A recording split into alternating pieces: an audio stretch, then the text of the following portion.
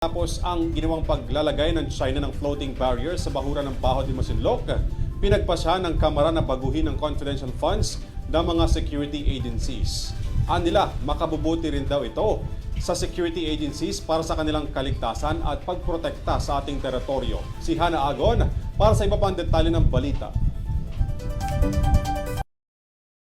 Nagpasyang baguhin ng Kamara ang mga confidential funds para sa mga ahensyang may tungkuling tiyakin ang pambansang seguridad.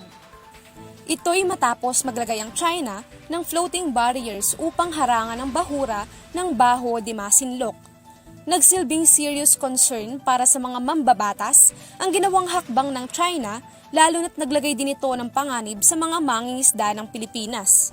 Sa kabilang banda, pinupuri naman ang dedikasyon ng mga Philippine Coast Guard o PCG sa pagtatanggol at pagsulong ng karapatan ng mga Pilipinong mangingisda.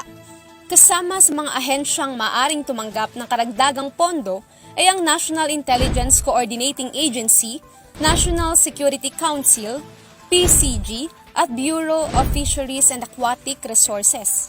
Sinabi rin ng Kamara na kinakailangan ito sa gitna ng patuloy na mga banta sa seguridad ng West Philippine Sea.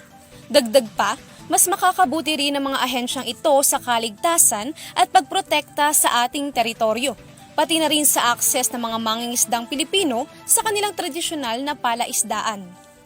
Para sa EuroTV News, Hana Agon, sumasaludo sa bawat Pilipino.